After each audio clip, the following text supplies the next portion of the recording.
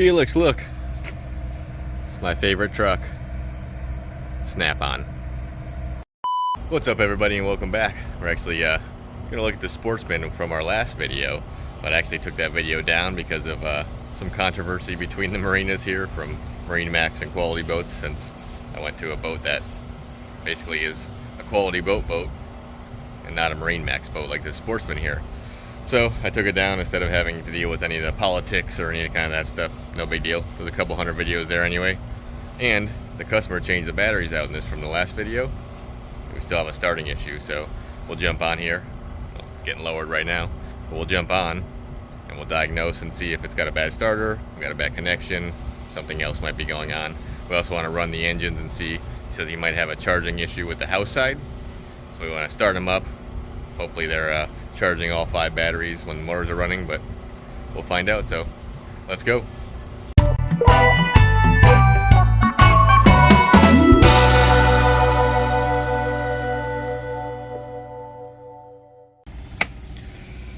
All right, we're low enough here. Let me jump on and I'll get everything opened up so we can check our batteries first. All right, so looking at all the batteries, I just checked them. We're on our last one right there. They're all at 13.3 basically. So let's try to fire them up and see what happens.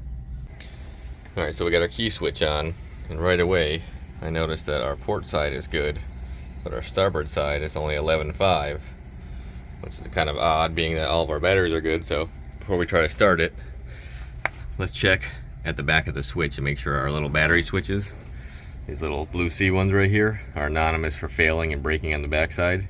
Let's make sure we got good voltage coming out of the back of the switch. We'll also turn this one on all.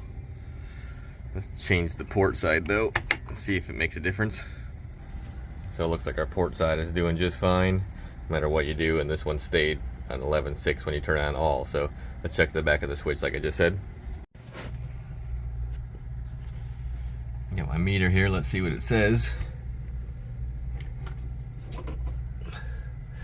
We're at 12.6, that's on the main lead coming out. There's one of our batteries, it's good. And there's another battery, so the battery switch is good. We got good voltage coming out. So we might have to follow the leader here. Let's get to the motor and pull the cowling. But first, I'm gonna try to start it.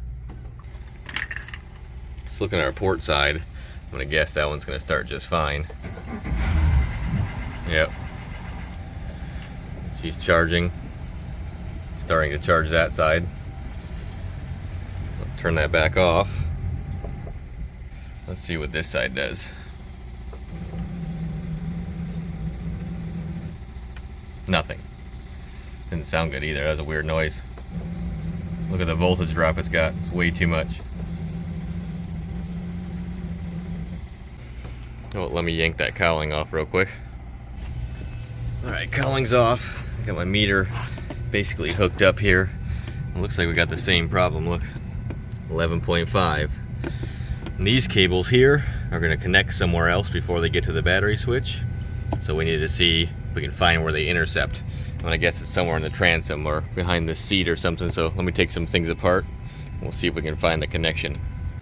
Alright, so we're 11.5 here. I found where the junction is under the seat. So let's climb underneath here and get in the bilge. Looking here on our starboard side, you have my meter stuck into where it's connected, and we're at 11.5. So I'm going to say that that red and black cable, most likely the red one, ain't no good. So what I'm going to do is go get a jumper box and see if this thing will fire up. Then we know we have to change these cables here because we got a loss of over 1 volt and no amps obviously coming to the battery switches right here. So I'll be right back. Let's grab a jumper box. All right, we got a jumper box hooked up straight to the motor and we got 12.4 volts. That's really good because we're hooked right to the motor, right to where the battery cables should be, and not to our junction down there, because if we go down here, that's not eliminating any of the cables basically, because you have the motor cables on that side and then the boat cables. And if that's the problem, we're not going to replace just one side or the other. We'll run brand new wires from the motor all the way through the boat to the battery switch. So that being said, let's try to start it, because then we know that our cables here are no good. Let's see what she does. Fired right up. Fired up again. So we don't have a bad starter on either one of these motors. That's a good thing. But we do have a connection problem, or a cable problem. I guess it's not a connection problem because I checked to make sure all of our connections were tight. There. All of our batteries. That's, of course, since the customer changed his own batteries out, I want to make sure they were all tight and hooked up correctly, and everything is good. So my best guess here is what happened was, let's turn this off. When this motor was rigged, one of our cables here, not sure which side of it is, could be the ground or the power, might have got chafed or pinched or cut, and now it's gotten water down in this tube over time, especially this making this bend like this. There's probably water in it, and because of that, it's just slowly ate up whatever cable is bad. So like I said, instead of changing out just the cables from here to that junction underneath us, we're definitely going to change it from here to the battery switch. That way we have no more in-between connections that could go bad. And obviously we know the starter's good, so that's definitely a good thing. Got no issue with either one of the engines with the starter failure, which we've had definitely in the past here. So I'm going to report back to the shop here so we can give them an estimate on what we need to do here, because we got a couple hours labor probably and running new wires through the boat. Well, I hope you enjoyed this episode here. Actually, yeah, it's a good one for learning. If you have a voltage drop somewhere, just start from the beginning. Start from your battery, you got a good connection, got good voltage there, go to your switch and find a junction in between if there isn't one, and go right to the motor, and then hopefully you can find out what spot is causing that voltage drop, because obviously we have one of our cables being bad here, and that could throw you through a loop pretty quickly by just guessing the batteries are bad the whole time. And the customer wanted to change all his batteries anyways, because we talked about that the last episode, which I deleted.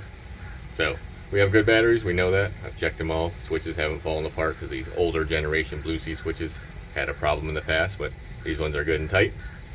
And our connections in the builds there, they're good and tight, but we actually have lost 12 volts, we've lost a volt on our way to that spot in the builds there. So we have a connection problem, probably from the switch to there, or it could be pulling the ground away from the motor, having a bad ground, causing the voltage drop too.